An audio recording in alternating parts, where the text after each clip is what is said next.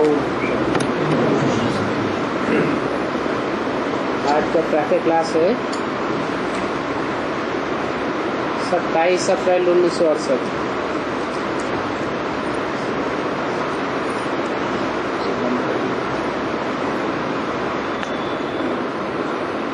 रूहानी बच्चों के साथ रूहानी बाप रूरिहन कर रहे हैं। वह कहेंगे राजयोग सिखाए रहे हैं।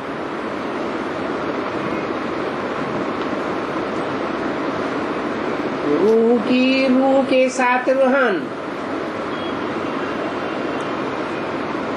और राजयोग सिखाना,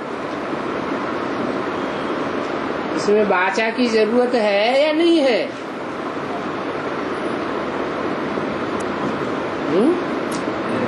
वाचा की जरूरत है। कभी कभी ऐसे होता है कि दो के संस्कार आपस में मिलते हैं, एक की दृष्टि मात्र से ही दूसरे को वाइब्रेशन कैच हो जाता है, क्या कहना चाहता है, और बात को समझ लेता है और जवाब भी दे देता है। दृष्टि बहुत बात करती है,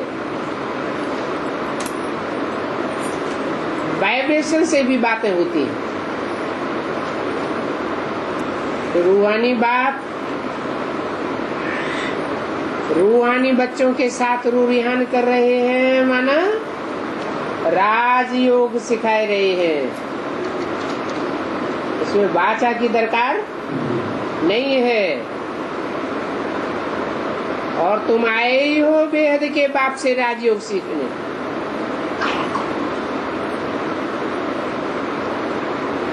लास्ट स्टेज में जब तुम बच्चे परमधाम को इस सृष्टि पर उतार लेंगे तो वाणी में रहेंगे या वाणी से परे चले जाएंगे? वाणी से परे तो चले जाएंगे, लेकिन बाप के साथ साकार में होंगे या सिर्फ निराकार में होंगे? साकार में होते हुए भी वाइब्रेशन से निराकारी स्टेज होगी, बोलने की दरकार नहीं रहेगी। नहीं तो परमधाम कहा ही जाता है तब जब वाणी से परे की वाइब्रेशन हो। इसलिए बुद्धि चली जानी चाहिए बेहद के बाप की तरफ। ये है परमात्म ज्ञान आत्माओं के प्रति।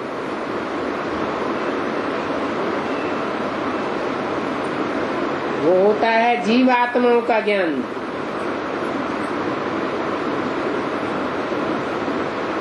वाचा में लाते हैं, वाचा में आते हैं, वाचा में ले जाते हैं। वाचा से परे कोई नहीं ले जाते। ये है शालिग्रामों के प्रति भगवान वाच। नहीं कहेंगे जीवात्माओं के प्रति। आत्माओं को ही सुनना है। इसलिए क्या बनना है? आत्माभिमानी बनना है। आगे तुम थे देह अभिमानी। इस पुरुषोत्तम संगम युग पर ही बाप आकर के तुम बच्चों को आत्माभिमानी बनाते हैं।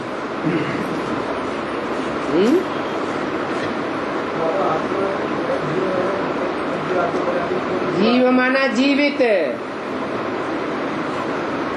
जीवित माने कर्म इंद्रियों से कर्म करने वाली।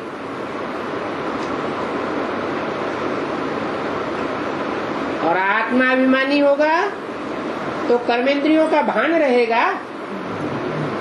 कर्मेंद्रियों का भान ही नहीं रहता। तो संगम युग पर ही बाप आकर तुम बच्चों को आत्माभिमानी बनाते हैं। कि चले जाते हैं तब आत्माभिमानी बनते हो। ब्रह्मा के तन में आए आत्माभिमानी बन गए क्या? नहीं, ऐसे भी नहीं कि बाप चले गए। ब्रह्मा ने भले शरीर छोड़ दिया तो भी बाप तो इसी सृष्टि पर विराजमान है,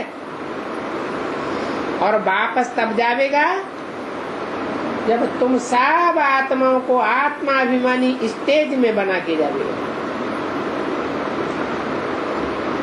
आत्माभिमानी और देह अभिमानी का फर्क तुम समझ गए हो। बाप ने समझाया आत्मा ही शरीर से पाठ बजाती है, पढ़ती आत्मा है, शरीर नहीं पढ़ता।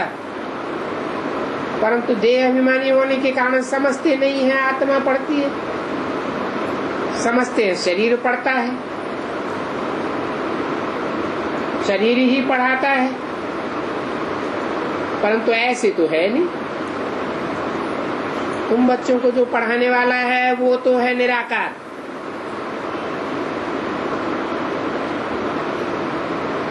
कोई साकारी स्टेज वाला तुमको पढ़ाने वाला नहीं है, और पढ़ने वाली आत्माएं भी निराकार है। क्या यहाँ तो पढ़ाई ऊंची स्टेज वाली है या नीची स्टेज वाली है? कैसी ऊंची स्टेज? ऐसी ऊंची स्टेज जिस ऊंची स्टेज में तुम बच्चों का क्लास ट्रांसफर हो जाता है। आत्मा रूपी सुई की सारी कट उतरने पर, जब बेसिकली कट उतर जाती है तो सारी कट उतरने पर तुम बच्चे डायरेक्ट बाप से सीखते हो। तब तक डायरेक्ट माँ से नहीं, माँ से ही सीखते हो, ब्रह्मा कुमार कुमारियों से सीखते हो, लेकिन डायरेक्ट बाप से नहीं सीखते। उनका नाम है शिव। जिनसे सीखते हो उनका नाम शिव। क्यों नहीं कहा शिव शंकर? क्योंकि सिखाने वाला शंकर नहीं है, शंकर तो खुद सीखने वाला है, देवता है। शिव तो देवता बनाने वाला है। शिव बाबा को अपना शरीर नहीं होता है, और सभी आत्माएं कहेंगी मेरा शरीर। शिव बाबा ये नहीं कहेंगे ये मेरा शरीर। ये मेरा शरीर किसने कहा? आत्मा ने कहा, परम पिता ने तो नहीं कहा। बाकी की सभी जिस्मानी पढ़ाइयां हैं जो अनेक प्रकार की, उनमें कितने सब्जेक्ट्स होते हैं, और मैट्रिक बीए आदि कितने नाम हैं। इस पढ़ाई का तो एक ही नाम है, सहज राजयोग, और पढ़ाने वाला भी एक ही है। मुश्किल को सहज करने वाला एक ही है, और तो सब मुश्किल बनाए देते। सहज को भी क्या बनाए देते? मुश्किल बनाए देते हैं। पढ़ाई एक ही पढ़ाते हैं, और बाप ही आकर के पढ़ाते हैं, तो बाप को याद करना पड़े। हमको बेहद का बाप पढ़ाते हैं, उनका नाम है शिव। ऐसे नहीं है कि नाम रूप से न्यारा है। अगर नाम रूप से न्यारा हो फिर तो याद करने की बात ही नहीं आती। क्या नाम है? शिव। अर्थ क्या है? कल्याणकारी। कभी एक सेकंड के लिए 5000 वर्ष में अकल्याणकारी बन जाता हो?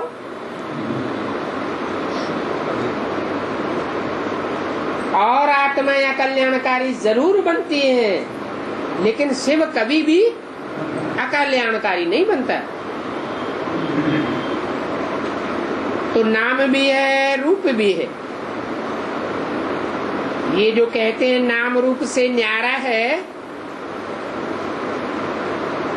तो सो जैसे मनुष्यों का को पता पड़ता है शरीर पर, तो कहेंगे फलाना फलानी का शरीर है, वैसे शिव बाबा का तो नहीं है। और तो सभी के शरीर के नाम आदि हैं। ऐसी कोई भी आत्मा नहीं है जिसकी आत्मा के ऊपर नाम हो, क्योंकि सबको शरीर मिलता है। शरीर से ही सबकी आत्माओं की पहचान होती है, पाठ के द्वारा। मेरी भी पहचान तभी होती है जब मैं आकर के शरीर में पार्ट बजाता हूं। परंतु अंतर क्या है? मैं जिस शरीर के द्वारा पार्ट बजाता हूं उसको मेरा शरीर नहीं कहता। मेरा शरीर है ही नहीं, मेरा कोई ममत्व नहीं है। इसलिए कहता हूं कि सभी के शरीर के नाम आदि हैं। और नाम किस आधार पर पढ़ते हैं? काम के आधार पर पढ़ते हैं। मेरा भी काम है, जिस काम के आधार पर मेरा नाम पड़ता है। क्या काम है? कल्याण करना। ये कल्याण का कार्य है, और कोई भी आत्मा सदा काल नहीं बजा सकती। परंतु शरीर के द्वारा ही कल्याण करता हूं। परंतु उस शरीर में मेरा ममत्व नहीं है। ये शरीर उनका नहीं है, और भगवान एक ही होता है, 10-20 होते भी नहीं है। जैसे हिंदुओं ने दिखाई दिया है क्या, 24 अवतार, दशावतार। जैनियों ने भी दिखाई दिए, कितने? 24 तीर्थंकर भगवान दिखाई दिए। वो तो एक ही है। फिर मनुष्य उनको 24 अवतार, इतने अवतार कहते आए हैं, तो उनको कुत्ते बिल्ले ठिक्कर में कह देते हैं। जैसे खुद भक्ति मार्ग में भटके हैं, बाप कहते हैं मुझे भी बहुत भटकाया है।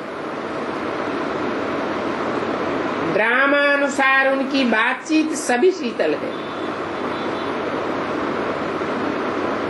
समझाते हैं मेरे ऊपर सभी ने कितना अपकार किया है।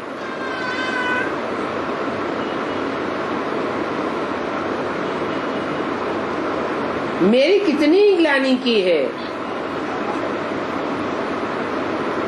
मनुष्य कहते हैं हम निष्काम सेवा करते हैं। बाप कहते हैं मेरे सिवाय और कोई भी निष्काम सेवा नहीं कर सकता। क्यों? सबको अपनी अपनी कामना रहती है, सबको अपना अपना रथ है, सबको अपना अपना स्वार्थ रहता है। मेरा कोई भी शरीर ही नहीं है तो कोई स्वार्थ भी नहीं है, तो निष्काम सेवा मैं करता हूं।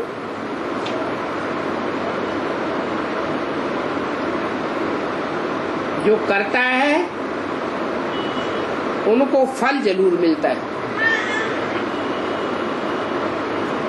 अब मैं सेवा करता हूं निष्काम, तो मेरे को क्या फल मिलता है?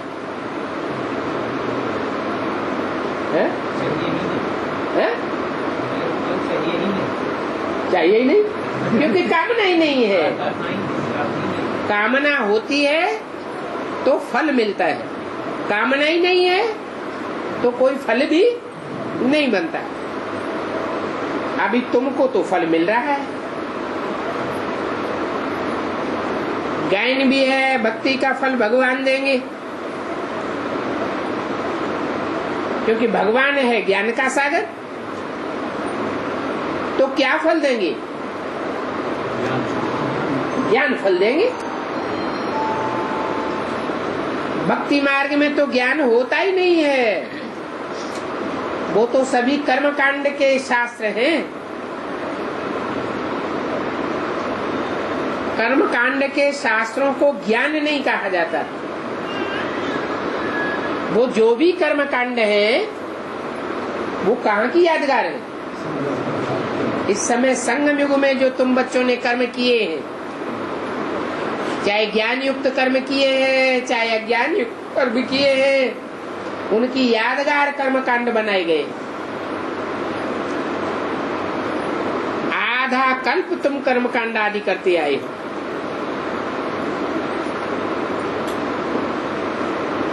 अभी ये ज्ञान तो पढ़ाई है, वहाँ आधा कल्प भक्ति मार्ग में तुम्हारी कोई पढ़ाई नहीं हुई। क्यों?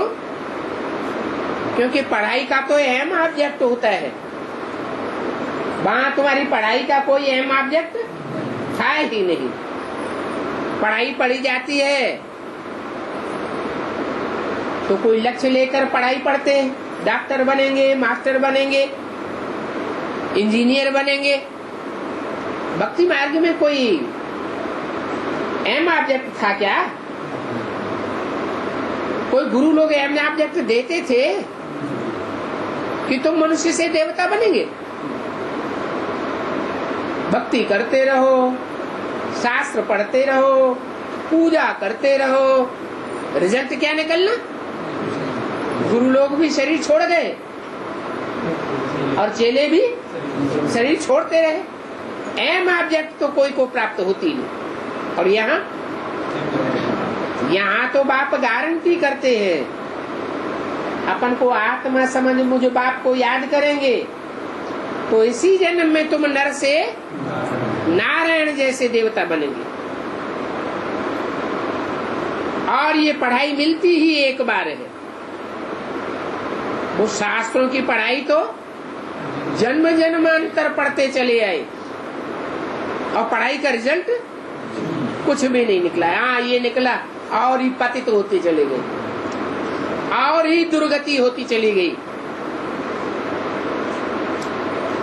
क्यों दुर्गति होती चली गई? क्योंकि वो शास्त्रों की पढ़ाई एक से नहीं पढ़ी, पढ़ाने वाले अनेक गुरु थे, शास्त्र लिखने वाले अनेक गुरु हुए। रावण से कोई बैठ करके पढ़ाई पढ़े, एक मुख एक बात सिखाएगा और दूसरा मुख दूसरी बात बताएगा। एक मुख की निकली हुई बात दूसरे मुख में जाएगी तो बदल जाएगी या एक ही रहेगी? बदल जाती है। वहाँ तो 10-10 मुख पढ़ाने वाले, 10-10 धर्मों के 10-10 मुखिया, तो एक बात तो हो नहीं सकती। सत्य तो एक होता है या अनेक होते हैं? सत्य तो एक ही होते हैं। बाप पुरुषोत्तम संगम युग पर ही एक बार आकर के तुमको पुरुषोत्तम बना दे। ऐसे नहीं हर युग युग में आते हैं, 24 बार अवतार लेते हैं या 10 अवतार लेते हैं, नहीं, एक ही बार संगम युग पर आते हैं और फिर खुद चले जाते हैं। ऐसे नहीं कि ठहरते भी हो, कोई प्राप्ति की आशा हो, नहीं, ये ज्ञान है, सच्ची जानकारी है। भक्ति मार्ग में तो जो भी गुरुओं ने सिखाया वो सब अज्ञान, इसलिए उसका नाम है भक्ति। भागते रहो, जन्म जन्मांतर भागते रहो। आधा कल्प तुम भक्ति करते आए, ठिकाना तो कुछ भी नहीं मिला। और यहाँ तो तुमको क्या ठिकाना मिला? एक बाप, दूसरा कोई ठिकाना नहीं, पक्का ठिकाना मिल जाता है। अभी जो भक्ति नहीं करते हैं उनको वहम पड़ता है, पता नहीं भक्ति न करने से ये होता है, या कहीं मर पड़ते हैं या कहीं अनिष्ट हो जाता है। ऐसे भक्ति मार्ग में समझते हैं ना। बाप कहते हैं वास्तव में भक्ति में तुमने दुर्गति को पाया है। अभी भी अगर भक्ति करते रहे,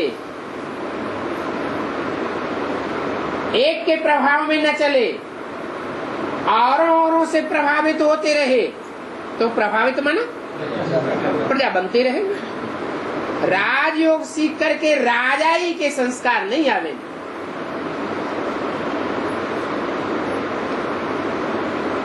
प्रजा की सदगति कहेंगे क्या है? यहाँ लक्ष्य क्या दिया जाता है? नर से नारायण बनने का लक्ष्य दिया जाता है। बाप प्रजा योग सिखाने नहीं आए हैं, क्या सिखाने आए हैं? राजयोग सिखाने आए। प्रजा पद पाना कोई पद नहीं होता है। प्रजा में भी भले क्वालिटी होती है, फर्स्ट क्लास प्रजा, सेकंड क्लास प्रजा, थर्ड क्लास प्रजा, फोर्थ क्लास प्रजा भी होती है, परंतु प्रजा वर्ग में जाना ये कोई पुरुषार्थ नहीं है।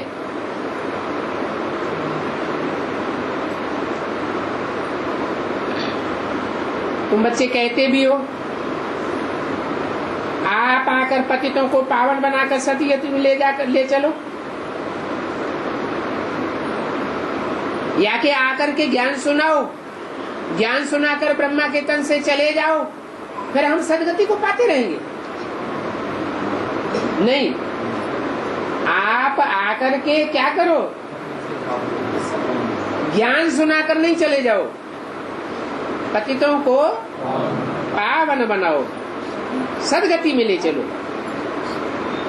भक्ति अलग है, भक्ति से दुर्गति होती है। ज्ञान अलग है, ज्ञान से सदगति होती है।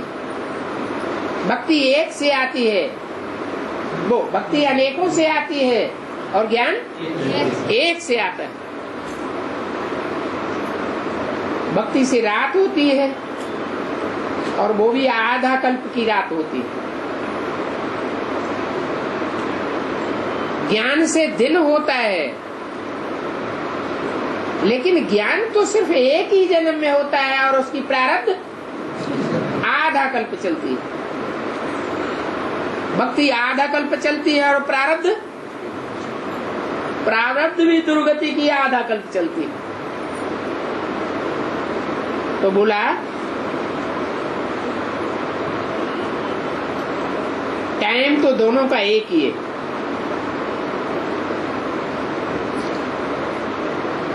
राम राज्य बेहद का और रावण राज्य भी बेहद का कहेंगे। भोगी होने के कारण दुनिया की वृद्धि जास्ती होती रहती है। अभी तुम योगी बनते हो तो दुनिया की वृद्धि होगी। जैसे अभी तक वृद्धि होती आई 63 जन्मों में, ऐसे वृद्धि होगी। यह धीमे धीमे बढ़ेंगे, गति धीमी हो जाती है। तुम बच्चे जानते हो कि बाप कितने प्रबंध रचते हैं। मनुष्यों की बुद्धि कम हो, ये तो बाप का काम है। वृद्धि और कोई दुनिया में मनुष्यों की या कीट पशु पक्षी पतंगों की वृद्धि करने से रोक ही नहीं सकता। असली फैमिली प्लानिंग तो बाप ही आकर के कराते हैं। वो तो कितना प्रयत्न करते हैं इस बात के लिए, फैमिली प्लानिंग के लिए, दुनिया की वृद्धि तादाद न बढ़े। बाप कहते हैं ये कोई मनुष्य का काम नहीं है। क्या फैमिली प्लानिंग करना या दुनिया की आबादी करना, ये कोई मनुष्यों का काम नहीं है। इसलिए मुसलमान कभी भी फैमिली प्लानिंग को नहीं अपनाते। क्या और देशों में और राज्यों में और धर्मों में फैमिली प्लानिंग के लिए प्रयत्न करेंगे, लेकिन मुसलमान कभी भी फैमिली प्लानिंग की चिंता नहीं करते, इसलिए उनकी वृद्धि भी बहुत जास्ती होती जाती है।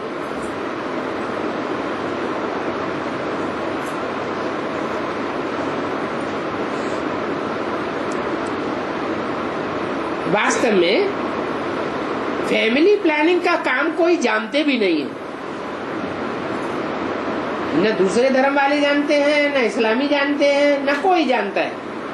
फैमिली प्लानिंग की जो ज्ञान है वो ज्ञान तो सिर्फ बाप के पास है। तुम अभी जानते हो इतनी बड़ी सृष्टि है, उनको कम करना ये तो बाप का ही काम है। बाप आते ही है कम करने के लिए, नहीं तो इतने वर्षों से देश देशांतर में फैमिली प्लानिंग का काम चल रहा है। दुनिया की आबादी कम हो रही है क्या? तो दुनिया जानती ही नहीं है फैमिली प्लानिंग का काम किसका है। बाप बताते हैं। ये जो मैं गीता सुनाता हूँ, ये गीता ही फैमिली प्लानिंग का शास्त्र है। वो गीता पढ़ते पढ़ते तो दुनिया की आबादी कितनी ही बढ़ती चली जा रही है।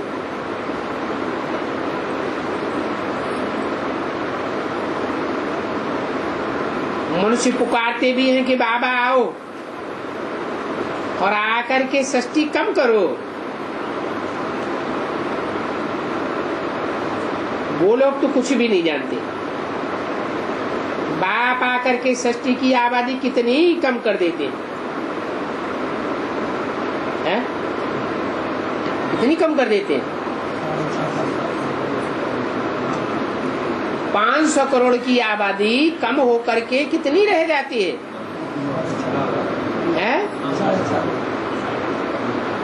100 गुनी से भी कम हो जाती है। 1 करोड़ आबादी हो तो कहेंगे 10 गुनी कम हो गई, 10वां हिस्सा रह गई। अब 500 करोड़ में से कितने बचेंगे? 9 लाख। वो भी आत्माएं तो होंगी 9 लाख, शरीर 9 लाख नहीं होंगे, तो कितनी कम हो गई?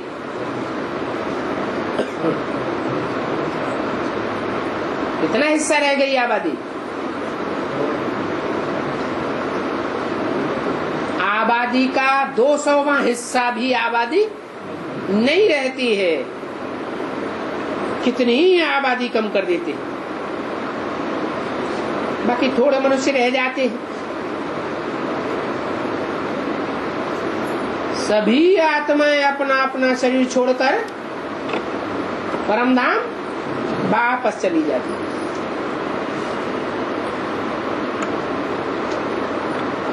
कितनी आत्माएं हैं जो अपना शरीर टोटली नहीं छोड़ती है? 4.5 लाख आत्माएं ऐसी हैं। कुछ न कुछ शरीर के साथ उनका हिसाब किताब रहता है।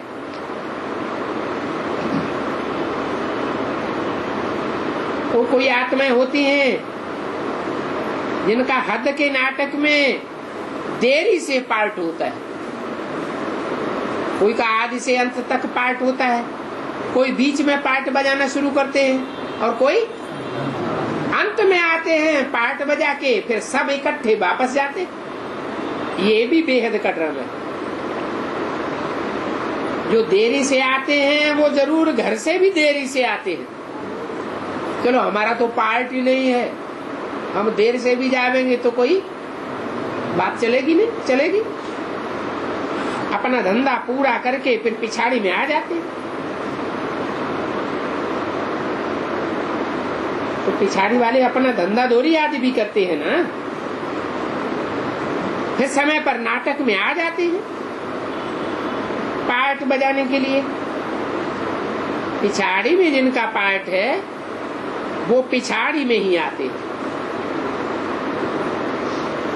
पहले पहले जो शुरू के पार्टधारी हैं वो आते हैं,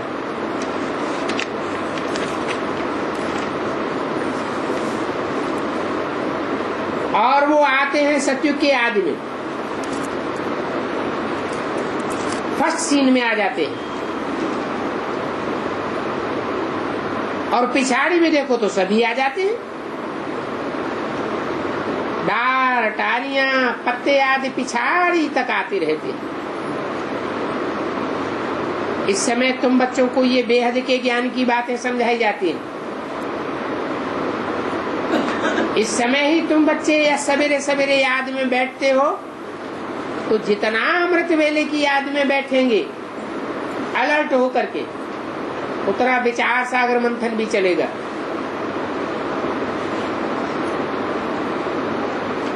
सवेरे याद में बैठना चाहिए, ये ड्रिल है। आत्मा को अपने बाप को याद करना है। अभी याद की बात पकड़ो, योग अक्षर छोड़ दो। इस योग अक्षर में मुझते हैं, कहते हैं हमारा योग नहीं लगता। बाप कहते हैं अरे बाप को याद करना ये कोई अच्छी बात नहीं है क्या? याद नहीं करेंगे तो पावन कैसे बनेंगे? है?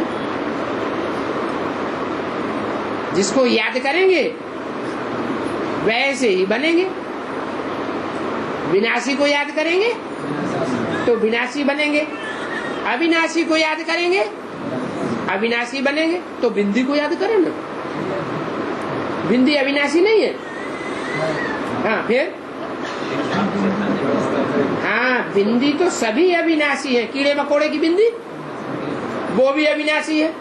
पता कैसे लगेगा? हम कौन सी बिंदी को याद करते हैं?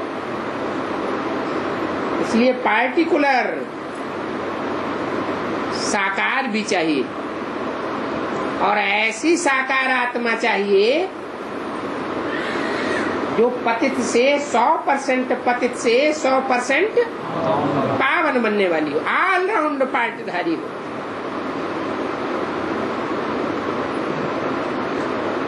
ऐसे पतित में उस पावन बाप को याद करेंगे तो हमारी भी स्टेज पावन बनेगी।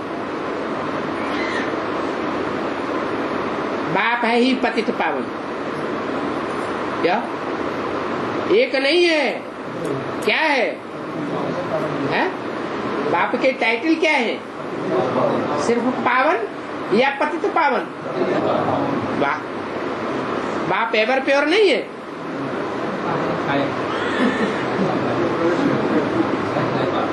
बाप है ही पतित पावन। पतित में आता है और उसको पावन बना कर जाता है, और वो जिसको बना कर जाता है वो सारी सृष्टि का बीज है। जैसा बीज होगा वैसा झाड़ भी तैयार होता है। साधु संत आदि सभी गाते रहते हैं, हे पतित पावन आओ। गाते तो हैं परंतु बेचारे जानते नहीं है कि पतित पावन क्या होता है। तालियां बजाते गंगा में जाकर स्नान करते रहते, भाषण आदि करते हैं, तो उन्हों को जो अपने हैं सभी को ले जाते हैं। उन्हों को आमदनी बहुत होती है, वो जाते हैं आमदनी के लिए। कफनी पहनी, सन्यासी बने, फिर गृहस्थी लोग उन्हों को सभी कुछ पहनाते हैं, परंतु इन सब बातों से फायदा तो कुछ भी नहीं होता। इन बातों से हैं? भक्ति मार्ग में जो साधु सन्यासियों की ये कथा कहानी बताई, ये है कहाँ की बातें असली? कैसे है? सब देते हैं ना सन्यासी। हाँ, अभी भी बहुत गीत गाते हैं भगवान के, हे पतित पावन आओ, गाते हैं ना। तो जिसको पतित पावन कहते हैं उसको पहचानते हैं? पहचानते तो नहीं, तालियां बजाते हैं। तालियां बजाना माने ताल में ताल मिलाना। गीत बहुत गाते हैं, डांस बहुत करते हैं, लेकिन अर्थ को नहीं जानते। कितने जाते हैं गंगा में स्नान करने। तो गंगा क्या है? पतित पावनी है गंगा। अगर पतित पावनी गंगा में स्नान करने जाते हो तो खुद भी पावन बन जावे। पतित पावनी गंगा में जाते कहाँ हैं? वो तो पानी की गंगा में स्नान करने जाते हैं। पानी की गंगा माना हाँ, जिसे पानी में मनन चिंतन मंथन की बात ही नहीं। उस गंगा का कनेक्शन ज्ञान सागर के साथ है ही नहीं। ज्ञान सागर से अगर कनेक्शन हो तो उस पानी का मंथन करने से, उस सागर का मंथन करने से कुछ रतन भी निकले नए नए। ऐसे ऐसे रतन निकले जो जीवन को ही परिवर्तन कर देवे। उनकी आमदनी बहुत होती है। क्या गंगा में स्नान करने क्यों ले जाते हैं? कि जिन भक्तों को ले जाते हैं, जिनके पंडे पुजारी बनते हैं, उनसे पैसे खूब मिलते हैं। खूब बड़ी बड़ी महलमारियां अटारियां कंक्रीट की बनाते रहते हैं। बड़े बड़े मठ पंथ बन जाते हैं। कफनी पहनी, क्या रंग बिरंगे कपड़े पहने, सन्यासी बने। इनकी बात हुई। तथाकथित ब्राह्मणों की ही बात हो रही है। वो ही ये शूटिंग करते हैं साधु सन्यासियों की। गृहस्थी लोग उनको सभी कुछ पहनाए देते हैं। क्या वो कपड़े कहाँ से आते हैं? गृहस्थियों से ही आते हैं। फायदा तो कुछ भी नहीं होता।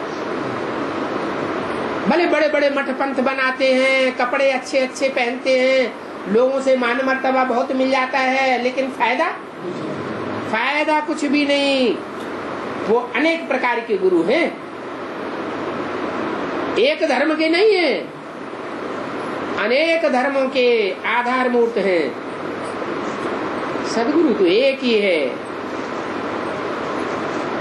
उस सदगुरु को बेहद का बाप कहा जाता है।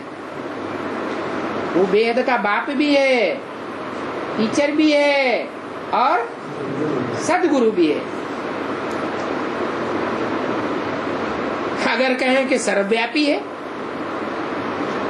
ठिक्कर बित्तर में है, फिर सदगुरु कैसे बना? ठिक्कर बित्तर सदगुरु को सदगति करेगा क्या?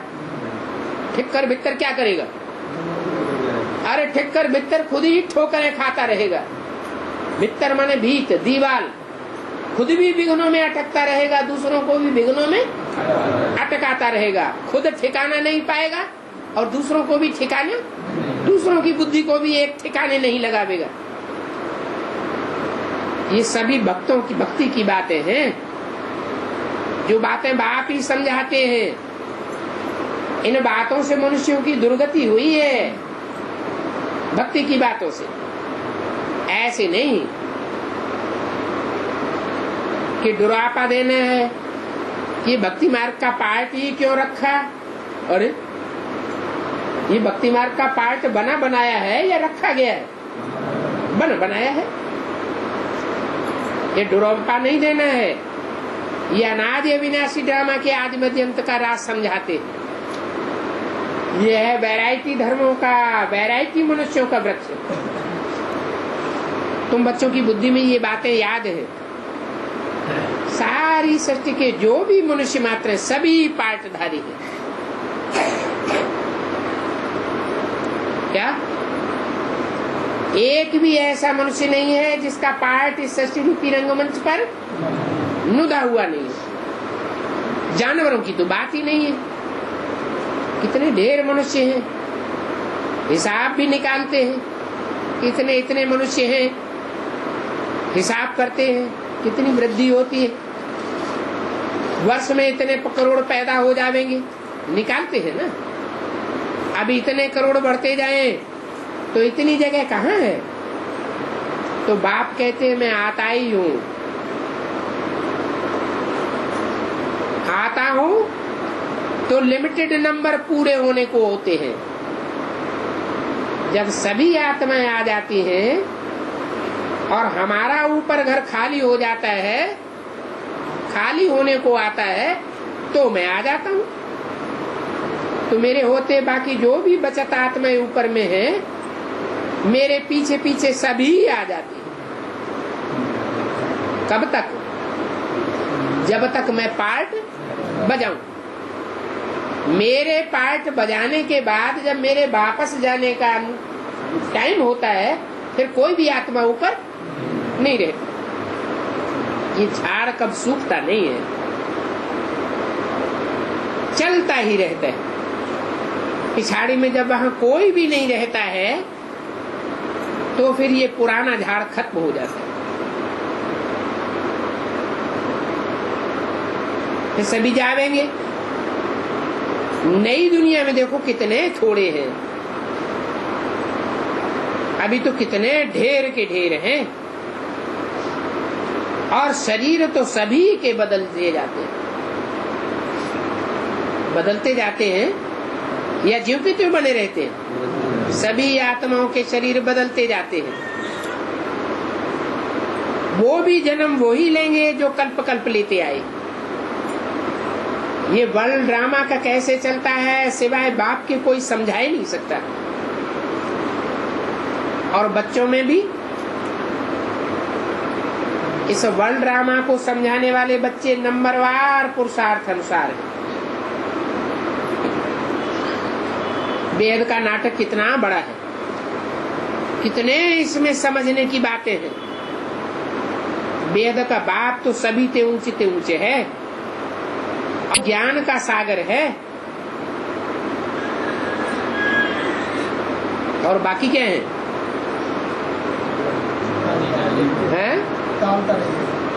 ताल तलैया भी हैं, नहरें भी हैं, नदियां भी हैं, बड़े बड़े सरोवर भी हैं, लेकिन ज्ञान सागर एक ही बाप है। सबसे बड़े सरोवर का नाम क्या रखा है? ज्ञानमान सरोवर। वो कहाँ है? हिमालय पहाड़ पर बताते हैं कि मानसरोवर झील है, उसमें हंसों का निवास होता है और पानी इतना निर्मल होता है, पारदर्शी, कि नीचे तक सारा ही देखने में आता है।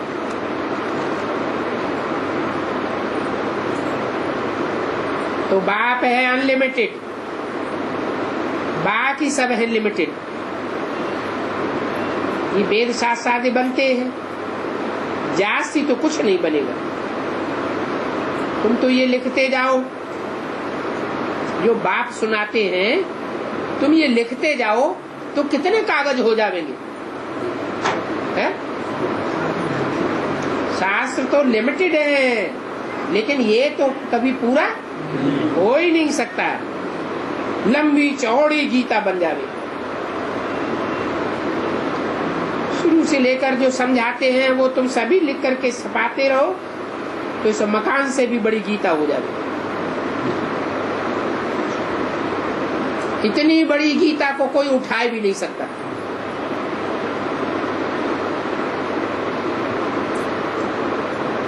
उठाना माना इतने ज्ञान को कोई धारण भी नहीं कर सकता, छप भी नहीं सकती। इसलिए ये बढ़ाई दे दी है। क्या गायन है कि सागर को स्याही बनाओ, सारे जंगल को कमल कलम बनाओ, तो भी ये ज्ञान पूरा नहीं हो सकता। गायन भी है, चिड़ियों ने सागर को हप कर लिया, हप कर लिया अर्थात क्या कर दिया है? सुखा दिया। अरे ज्ञान सागर शिव बाबा कभी सूख सकता है क्या? हाँ, फिर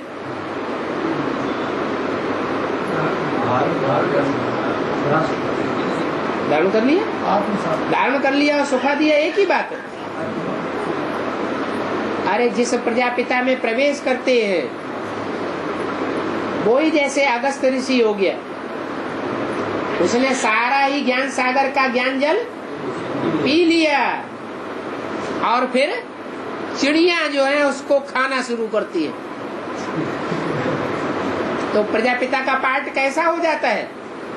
अहंकारी हो जाता है, देह अभिमानी बन जाता है, ज्ञान उड़ जाता है या ज्ञान रह जाता है?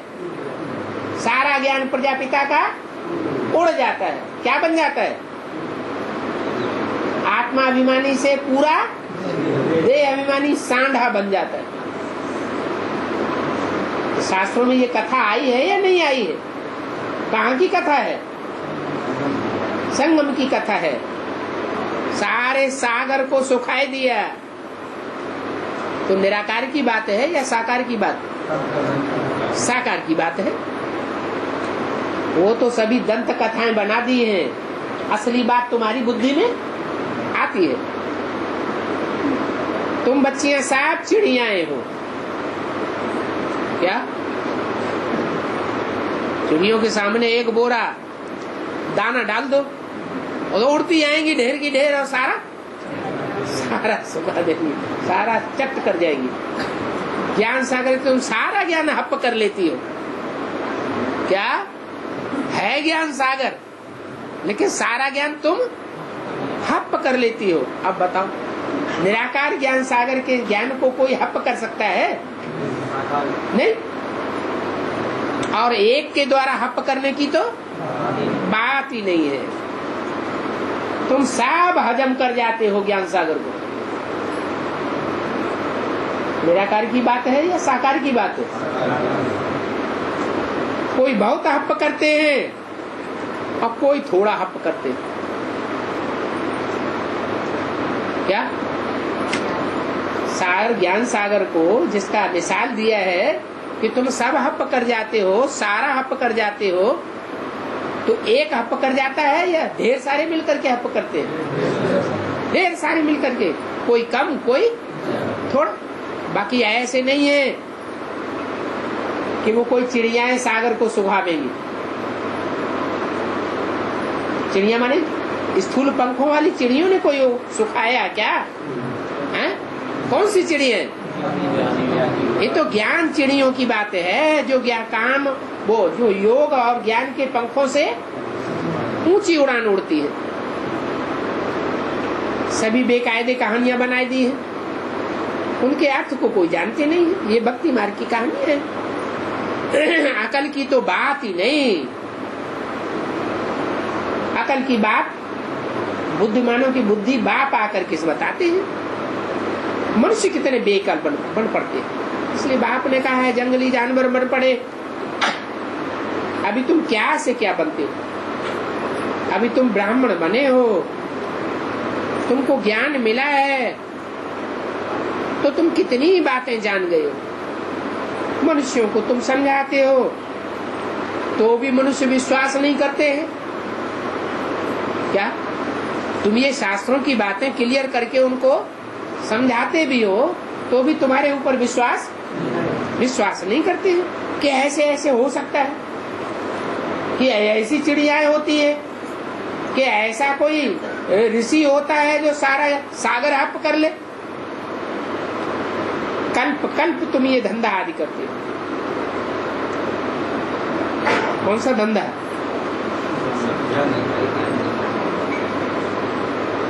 इस सागर को हप करने का और सागर को फिर चिड़ियाओं के द्वारा हप कराने का। और फिर क्या दिखाते हैं?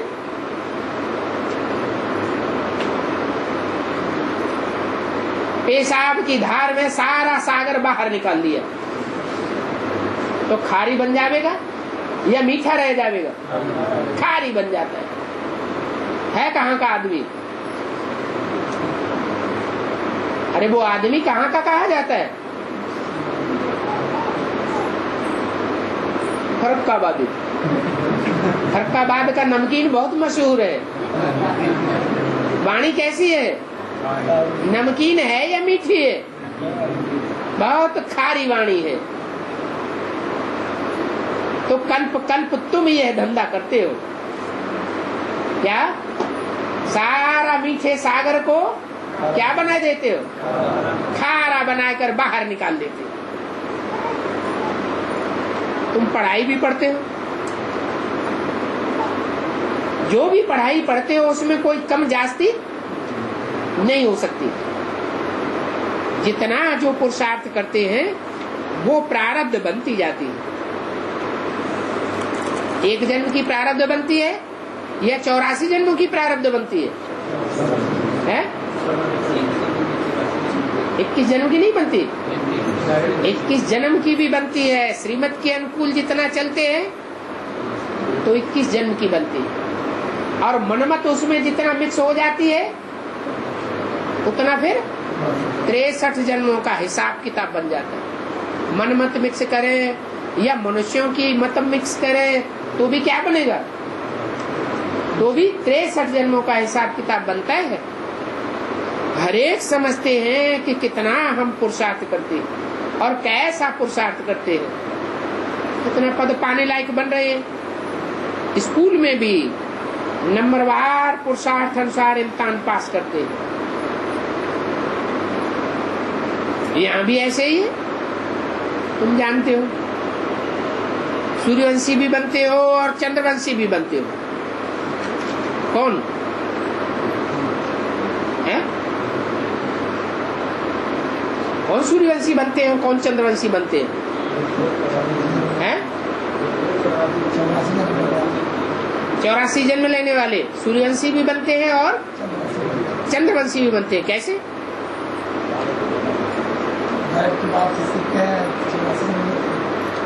अरे सत्युग में भी हम सूर्यवंशी बनेंगे 4.5 लाख, और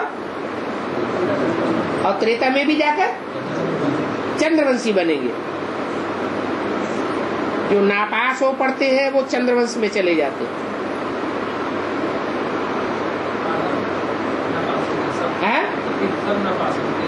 4.5 लाख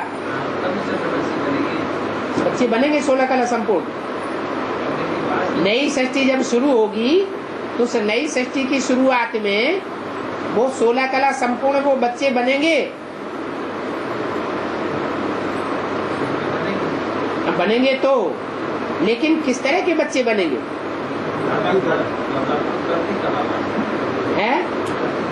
उतरती कला वाले बनेंगे।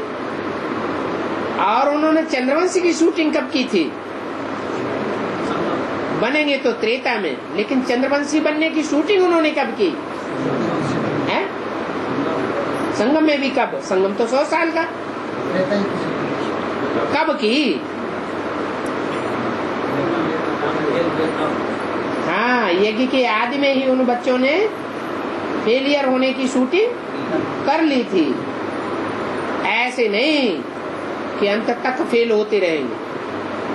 अगर अंत तक फेल होते रहेंगे तो ये क्यों कहा कि जिन्होंने अंत किया उन्होंने सब कुछ किया?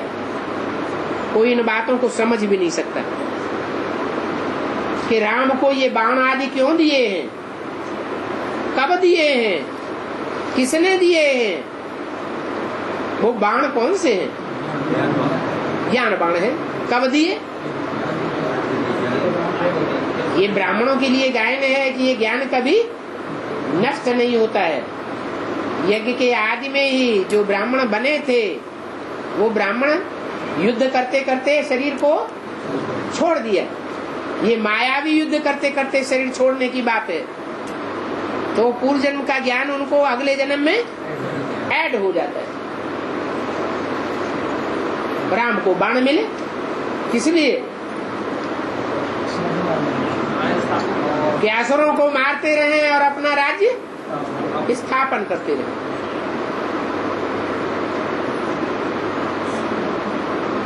मारा मारी की हिस्ट्री बनाई दी है शास्त्रों में,